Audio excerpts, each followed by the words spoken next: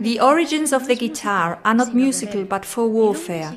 Man noticed that the bow and arrow he used to hunt and fight with could also make beautiful sounds.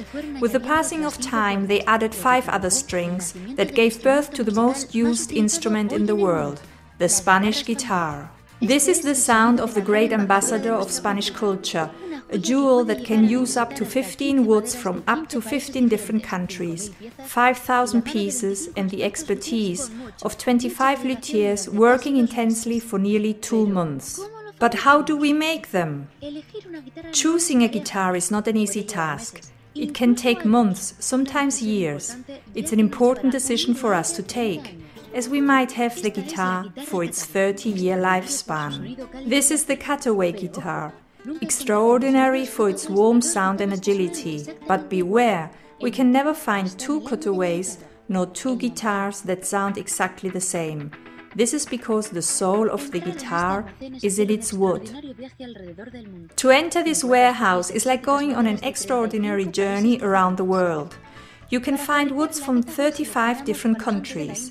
To build the cutaway, we choose for the body of the guitar rosewood from India for its warmth, the lightness of cedar from Honduras for the neck, and Canadian cedar for the most important part, the soundboard. Choosing the wood is an important task. If the wood isn't good, it's impossible for the guitar to have a good sound. But how do we know? Very simply, the thickness of the filaments of the wood has to be at least 5 millimeters. Here in the wood dryers is where the manufacturing process begins. For 2 years the wood will be stored at 80 degrees humidity so that the resin will come out of the pores. If we remove the pieces before the end of this period, we can have a big problem because the guitar won't be able to stand extreme temperatures. If we want to give a concert in Bolivia in the middle of summer with a temperature above 45 degrees or in Moscow at minus 15 degrees, we wouldn't be able to get on the stage. The guitar would snap and break. Next stop, the sawmill. First the soundboard, which is the most important piece of the guitar. This piece moves the air contained in the resonant chamber and will make the amplification of the sound possible thanks to this hole, the sound hole. If we didn't have it, we'd be talking about a mute guitar. Around the sound hole is the rosette inlay, a purely decorative feature, but without it, it wouldn't be a Spanish guitar.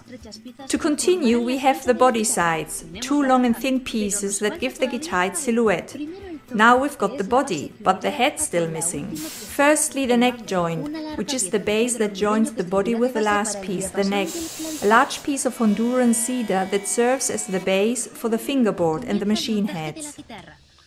Now we begin to put the guitar together, a practice that has 300 years of history and that always starts with the neck, the piece to which we will join first the body sides to give the guitar its shape, and then the heel, a piece we remember that joins the head with the body of the guitar.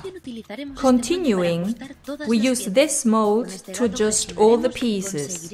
Using this jack screw, we will apply pressure in order to be sure that the pieces will fit perfectly.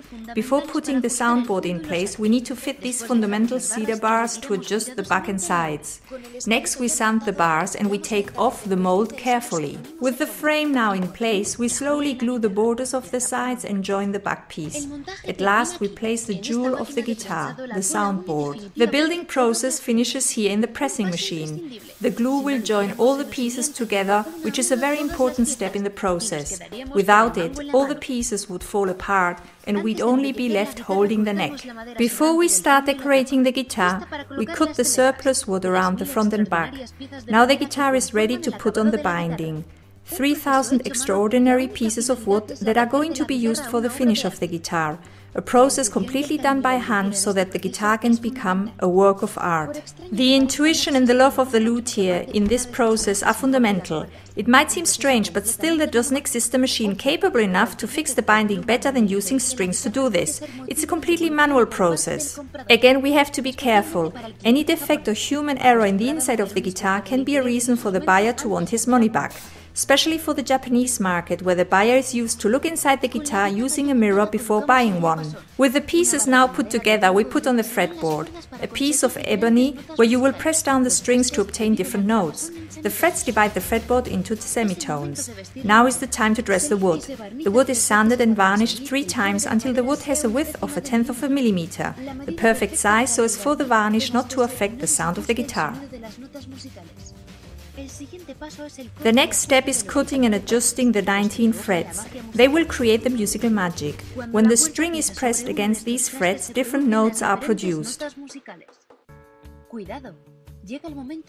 Now we have a delicate moment in the process, the putting on of the bridge. With extreme caution we glue the bridge to the soundboard. It can't be moved, not even a millimeter. It has to support the 46 kilos of tension from the strings. If we don't fix it properly, we can have a serious accident. The tension of the strings means that the bridge can come off shooting like a bullet with the serious risk of hitting us in the face. The guitar is now in the operating theater, the moment to make it beautiful, the finish. You spray it directly on the guitar and leave it drying with great precaution for 4 days. We have to be careful. One piece of dust can ruin this process. Once outside, the embellishing process of the guitar continues with wet sanding. Once again a completely manual process. Next we polish the guitar to give it its shiny finish. If we are able to see our reflection in the guitar, it means everything has gone alright. Before putting on the strings, we need to attach the nuts. These little pieces of cowbone enable the player, due to the firmness, to regulate the tension of the strings. The finishing touch are attaching the 6 strings with great tension in order to produce a greater volume of sound.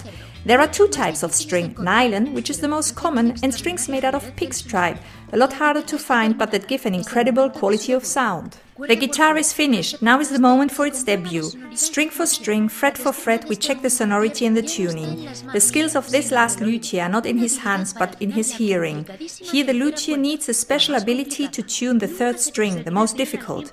Never will someone be able to tune it 100% using mathematics. The spacing of the frets is never perfect. This is the most passionate moment, getting all the notes to have a uniform, balanced sound and that the guitar really expresses what you want to have in a guitar.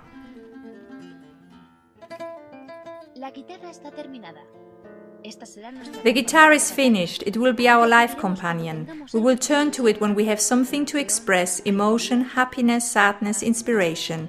Such is the love the guitar has in Spain that it is the cause for almost 100 broken marriages each year, a romance that finishes after 30 years.